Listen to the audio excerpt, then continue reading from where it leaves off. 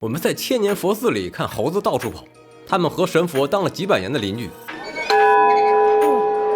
好好听，感觉来趟尼泊尔就好像连印度一块去了似的。这个是当年国王的洗澡盆，这5个神像丢了，这是后做的，所以它跟别的神像不是一色。我们坐着大巴横穿整个加德满都城，前往西边的猴庙。才接近猴庙的这座山，就有这么多猴子。猴庙又是一个世界文化遗产。我们从这里爬山往上走，这有张脸。我们在一路往猴庙进发，天气挺给力，早上起来还在下雨，这会儿出太阳了。猴庙这门口真的挺乱的。在加德满都谷地的人们心中，猴庙是最神圣的地方，无论是神话还是日常活动，猴庙都占据着中心的地位。这里也是尼泊尔藏传佛教信徒心中仅次于满愿塔的第2圣地。藏传佛教的特色就是这种佛塔，一进来就是个世界和平石。要是没猜错，这尊金身佛像是文殊菩萨。果然有水就有许愿的，然后就有扔钱的，似乎是要扔进中间的那个莲花座。对我们这些游客来说，印象最深的就是这些毛茸茸的小东西。在佛祖的光辉下，它们与人类之间形成了一种和谐的关系。上猴庙需要上一个大概100级左右的台阶吧，这儿的台阶比伊朗的那边要矮一点，觉得好爬一点。在这儿得注意别碰着这个猴子，如果你翻什么东西的话，基本上就等于给他们了，吃了的话。上山后就能看到这座密宗的庙宇，据说它背后有个国王成为佛家弟子后拯救世人的故事。我们看到有人会带着这些果子来专门喂这些猴，应该都是这边的佛教信徒。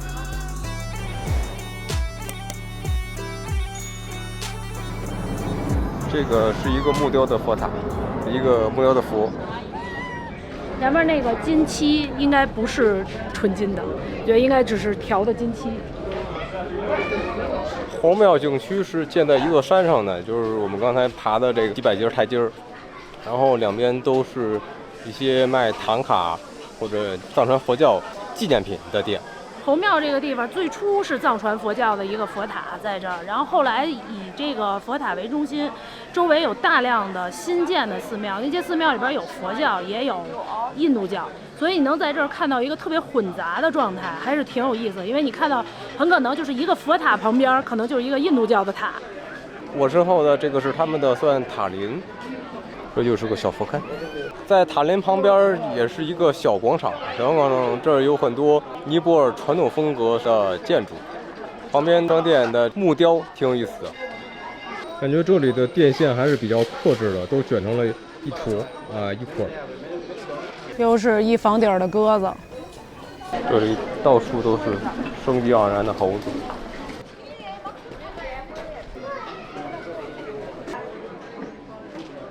这边是猴庙最大的那个大佛塔，也和那个满愿塔一样，底下是倒扣的钟的形状。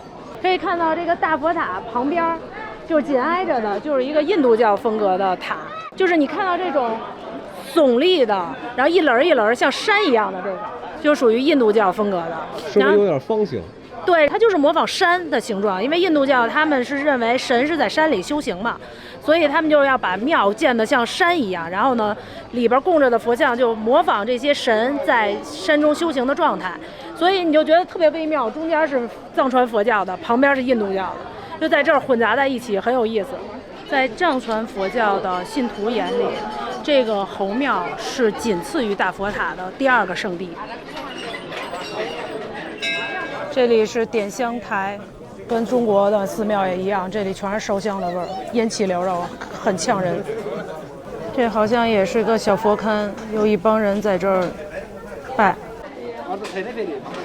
大家似乎在享用斋饭。好像是在供，里边有人收钱，拿钱拜，然后能拿到一份花儿还是什么，应该都是跟宗教有关的。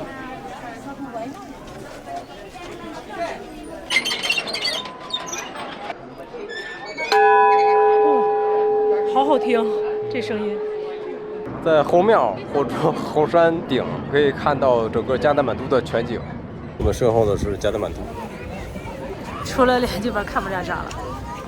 后庙四周有一些这种小庙，一共有5个神社，然后其中有4个神社里边都供奉着镀金的杜母神像，但是只有1个神社里边什么都没有，空无一物，不知道为什么。从近处看，除了小一点，这佛塔和满圆塔只是在细节上有点区别。一样的13层塔顶，一样的智慧之眼，一样的尼泊尔数字1模样的鼻子，以及一样的钵，最大的不同是多了它们。传说文殊菩萨修建佛塔所在的这座山时，任由头发长长，头上长出的虱子最终变成了这些圣猴。在印度教样式的佛塔的下边，果然是有一些看上去有点像印度教的塑像。工作人员会把已经熄灭的油灯收掉、擦干净，然后收起来，重新再供给信徒。尼泊尔的天气是阴晴不定，刚才还晒得我们有点热，这会儿又开始阴起来了，可能一会儿又会下雨。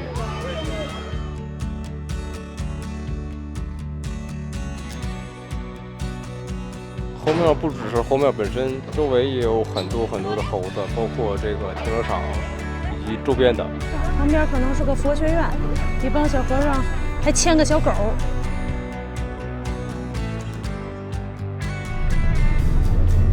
用生命过马路之后，我们去吃饭，据说得走上10几分钟。都在小巷巷里面，加德满都的街很多都是这种小窄巷子。路又不好走，你看地上有水坑，有垃圾。堂堂一国首都有卖水泥的，有卖这些管的。虽然说当年北京也有吧，只不过北京现在城区已经没有了，觉得不太习惯。这可能是一个幼儿园。印象最深刻的就是这些个，看这个电线。这一路的电线跟印度有一拼，捆成了杂乱蛛网的电线。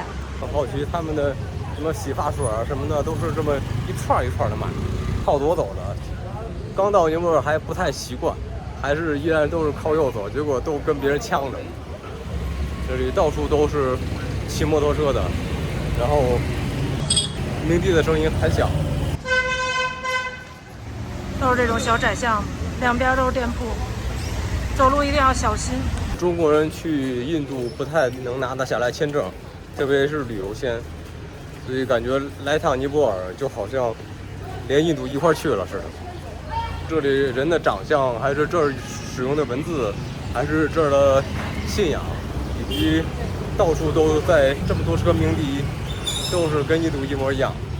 幸亏昨天下了雨，然后加德满都今天还没有太多的尘土，这地上现在还是湿的呢，要不然的话估计这会儿都已经烟尘呛人了。有雕刻花纹的砖，你看尼泊尔人也是有那种艺术感。街头小庙就有大婶在拜拜。Namaste。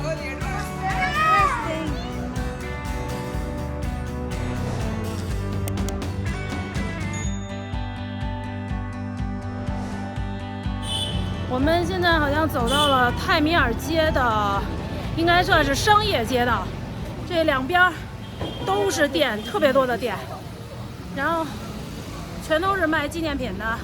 这边还有人力车，小人力车还挺好看，各种各样的吃的，然后小商品，还有卖登山用品的店。我们在泰米尔街转来转去，感觉已经走了多长时间了？15分钟到20分钟了吧，还没走到呢，倒是越来越热闹了。我们走进了一条小巷，这里阴暗了许多。在一个非常窄小的小巷巷里，这边有唐卡，还有各种超市。天天超市，这一看就是华人超市。中国的各种食物 ，Chinese。泰米尔街应该有很多中国人，所以这边很多老板都会中文。然后刚才还提醒我们说路上不好走，让我们小心。这是比较有味道的地方，虽然我现在还没有闻到味道。这居然有一个佛塔，又有一路的转经轮。哎呀，我转不动。线上有一个好像是被缠住的死鸟。火锅住宿电玩5楼九鼎园，这真的好多中国人。这边的中餐馆真的好多，还有快递。申通快递，东方宫拉面，尼泊尔分店。我们已经7转8转了，大概5、6个弯了吧，遥遥无期。还有这乱搭的电线。跟中国人喜欢美白相比，尼泊尔人喜欢美黑，是他们的民族习惯。除了中国人和日本和韩国之外，剩下都愿意美黑。就是儒家文化圈的喜欢白。这个好像是凌晨的时候从机场过来的时候看见过的那个庙。底下还有一个 ATM。凌晨过来之后，那个 ATM 是关着门的，现在开了。这莫非是个未完成的过街天桥？也有可能是拆除了的过街天桥。这是个红绿灯，可是它不亮，川流不息。什么的时候，我们又走进了一个小巷巷，这里很黑暗，然后上一个楼梯。午饭时间到，尼泊尔华人很多，作为中国人完全不用担心菜不合口。我们来到了帕坦老城，帕坦城是目前加德满都南侧的那1/3，也是历史很悠久的一个地方。我们接着要去帕坦的那个杜巴广场。我们现在走在帕坦的街上，感觉帕坦比加德满都要规整些，但是同样都是街边有这种小庙。帕坦狭窄的小巷里边，也经常能看到很多佛像，能从这个方面感受到他们对信仰的执着以及沉迷。尼泊尔这边的交通真的挺乱的，骑摩托车的人很多，然后横冲直撞，路又窄，所以必须得特别小心，不然的话很容易被撞的。眼前这建筑就是火女神库玛丽的住所，大门上方有这届女神的头像，可惜我们没预约，没法去觐见女神大人。越来越接近帕坦杜巴广场，然后旁边的这些小店铺也就越来越多。这边算是老城，极乱。这边还有一个印度教的寺庙，这个路老难走了，刚下过雨，这个地上都是泥潭。服装店边的模特好可怜，都一个一个被拴着脖子，感觉有一种要被勒死的感觉。走了10多分钟，我们终于到了帕坦杜巴广场的旁边，这里有几个大的脚手架。杜巴广场实际上就是国王广场，它这边是帕坦城，所以叫帕坦杜巴广场。看到我身后的一堆寺庙了吗？从这儿往里走就是杜巴广场的主广场，这里都是庙，各种各样的寺庙。但是因为2015年的地震，所以导致很多庙现在都搭着脚手架在修，毁了很多东西。有几个重要的庙先修了，这些不太重要的就没修。帕坦杜巴广场。进门买了票之后是给这样一个胸牌，你可以把这个胸牌挂胸上，然后就方便了。我们不知道右手边的建筑有什么讲究，门两侧的猴神塑像在挖小孩的内脏，这真是巨大的文化差异。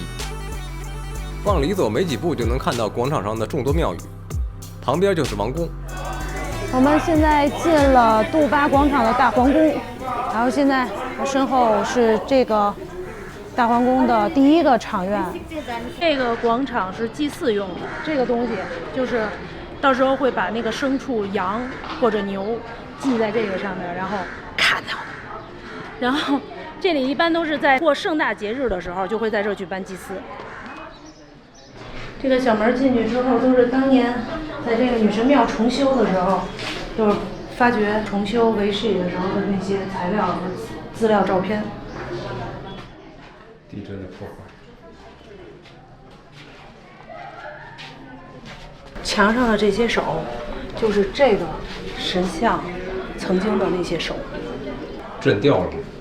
不知道是震掉了还是后来毁了之后他重新弄的。我们没有在这有着同样风格的小院驻足太久，毕竟这会儿看不到红女神库玛丽。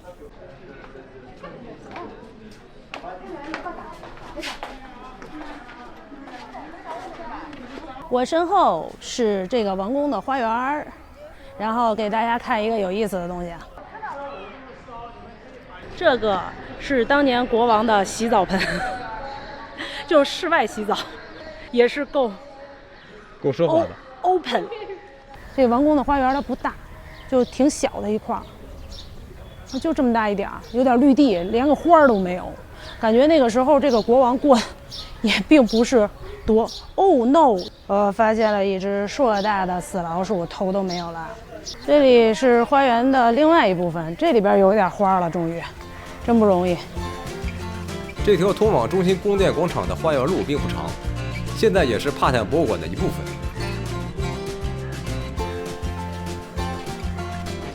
我后面那个塔，那个3层的塔，那个就是刚才在祭祀厅那边的那个女神庙的那个塔。那个女神庙是一共有5层的建筑，它是一个2层的平楼加上一个3层的塔。然后那个女神庙只有在节庆的时候信徒才可以去，就平时都不是对外开放的，所以我们没法进去看，只能看看外面那个祭祀坑。尼泊尔的王宫主要都是木雕，你看这些门窗都是木头做的，雕刻的虽然很精美，但是感觉比印度好像还差一点，因为印度很多宫殿都是石雕，那个看起来更华丽。可以看到这些门廊挺精细的雕刻，都是木雕，漂亮的图案。这个有点像咱们传说里的雷震子、尖嘴儿，都是印度教的神佛，不知道叫什么。这个也是王宫掉下来的一些石头雕刻，还是挺精美的。穿过一个门就到达了整个杜巴广场的中心。中间的这个是毗湿奴的神庙，这个空间都是国王居住的地方，就是这些房间都是原来国王和国王的王后啊、王子啊、公主啊的卧室。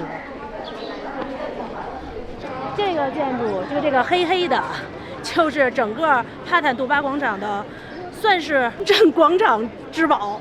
它是一个印度教的寺庙，叫大黑天寺，它的音译名字是克里希纳神庙。这个神庙有一个特别有意思的故事。当初呢，帕坦的这个城的国王准备在这个位置建一个湿婆的寺庙，但是呢，这个寺庙还没开始建的时候，他梦见毗湿奴神和毗湿奴的老婆跟这个国王说，要让他在这个预留给湿婆的神庙上面建他的神庙。但是这个国王因为当时已经决定把这个地留给做湿婆的神庙了，所以他本来没打算改建成毗湿奴的神庙。但是在挖地基的时候，在地底下发现了一个毗湿奴的神像，于是他就觉得这是神给他的要求，他必须要建毗湿奴的神庙。但是他又不想得罪湿婆，于是他就建了一个3层的庙，底层是毗湿奴，上面是湿婆，再上面好像还有一层是观音，不知道观音在这上面是怎么回事。然后上面的这些都是镀金的，这个庙的顶儿地震的时候损坏了，现在这个顶儿是后来重新弄的。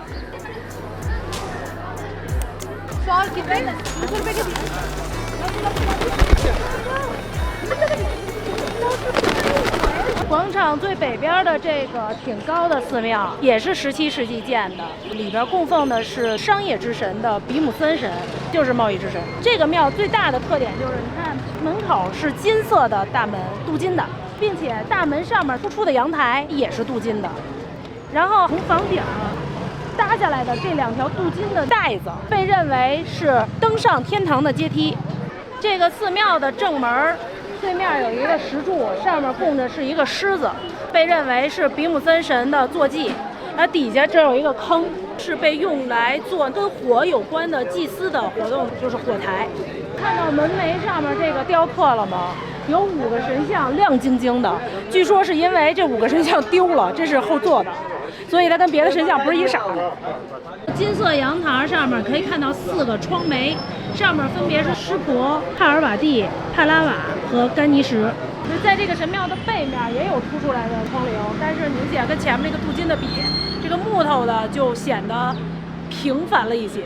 朴实无华，滑还是挺滑的。神庙的廊柱都特别精美，全部都是印度教的各种神像，而且都是一对儿一对儿的。因为这些神庙的门楣和窗棂都是木头做的，雨天呀、湿气呀，这木头会腐朽。据说是每100年都需要重新更换一遍。这个庙是禁止非信徒参观的，作为游客是不允许上去的。通往这个庙的门就是这陡陡的阶梯，它上面有一小门槛。我身后这个雕刻精美的门，让我想起了罗马的那个天堂之门。底下2节是对称的图案，上面是印度教的故事。帕坦古城旁边的民户，还挺漂亮的小房子，种着漂亮的树。这座寺庙就是挨着那个比姆森寺的，也是一个湿婆的庙，里边供的是湿婆的神像。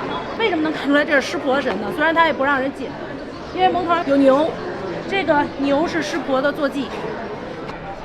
这是湿婆视角。感觉只要是印度教的东西，一律都是华丽丽，非常的精美。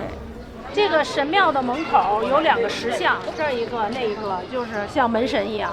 有传说，如果这个石像从这石台阶上下来，到对面那儿去喝水，那么他下来的这个时段的那个国王就能死后上天堂。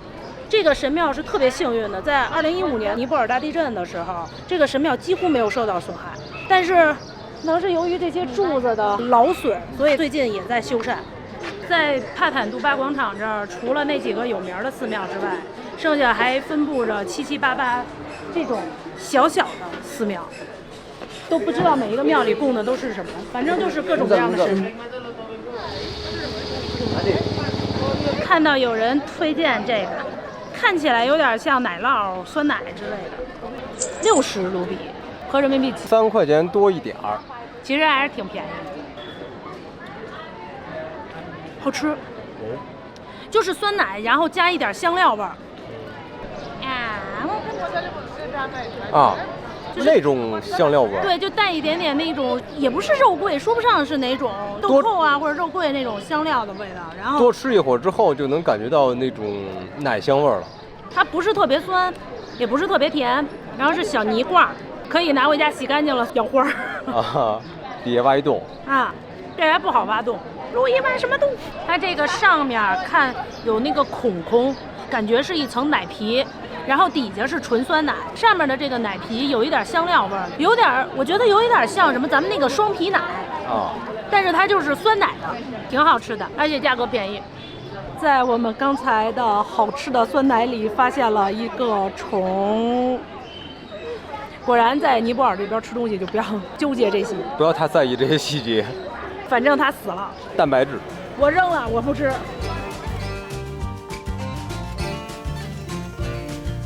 从老城出来才发现，我们刚才往这边走的时候的这个庙，就是一个搭了这种袋儿的。这个袋儿叫帕坦卡袋。我们准备去吃晚饭了，觉得今天老天真给力。刚才回来还以为晚饭的时候又要下雨，结果天又晴了，也没下。这个时候1天的时间过去了，昨天下雨，那水差不多干了，然后现在开始尘土飞扬。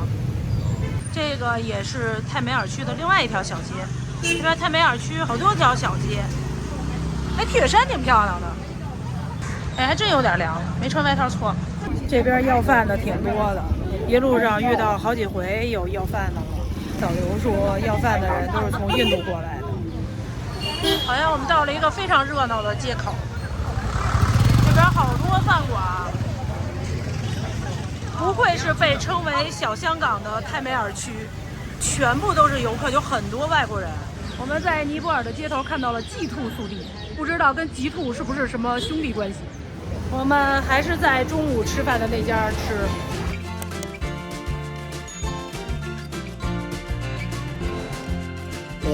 吃完晚饭出来了，东西好难吃，猪肉还有骚味儿，哎，没办法，凑合吃吧。夜幕降临啦，整个泰米尔商业街现在灯火辉煌，还挺漂亮，挺热闹。又看到了客户要求原图使用，好大个的蝙蝠啊，跟鸟似的。哎呵，我们这还真是5星级的酒店。我发现我们这个酒店就感觉是国际大酒店，虽然很破，但是好像除了我们一团中国人之外，剩下全是老外。今天看了4、5车老外了，来的走的，然后都是德国的啊什么的，西方的。他们有好多德国啊、丹麦或者说意大利那边，你没摁楼层。哦，这些地方都是来尼泊尔徒步的。我来带着大家走一遭，我们的客房就是这样的。其实房间还挺大的。我们住的这家酒店床很舒服，软软的，是我喜欢的那种床，枕头还特别高，挺好。这家酒店是个5星级的酒店，但是感觉就标准来讲，比5星其实是差一些的。比如说我们那个时不时就会崩了的电，领队说有可能是因为这边的电机出现问题，得重启。你想想，你住一个5星级的酒店，出现这种断电行为也是挺无奈的。哦，对，这个酒店没有冰箱，电梯的按钮不亮，设备老旧，掉漆、掉皮儿之类的问题，隔音不太好，早上起来能被外面的鸟叫声给吵醒。然后卫生间也有点小，而且没有手持的那个淋浴，只有顶喷。但是服务还是挺好的，比如说今天我们回来发现我们拿走那些茶都给补上了，而且他房间里给2瓶矿泉水，其中有1瓶我们是开了没喝完，搁在屋里的，没有把那个没喝完的收走，还有加了1瓶。软件的服务还是够5星的标准的，总的来说还挺好的。你看洒红节的时候，外面还搭戏台子，还有活动。我从猫头鹰上面查了一下这个酒店的价格，以尼泊尔的物价来说，我觉得这个酒店还是挺贵的。打折之后80多美元，好像是600多人民币。如果不打折的话，我看它标的是900多人民币，美元好像是120多。我们接下来就要感受这个传统国家的另一面，亲身体验尼泊尔传统节日的热情与疯狂。点赞关注我们吧，不要错过精彩的尼泊尔旅行。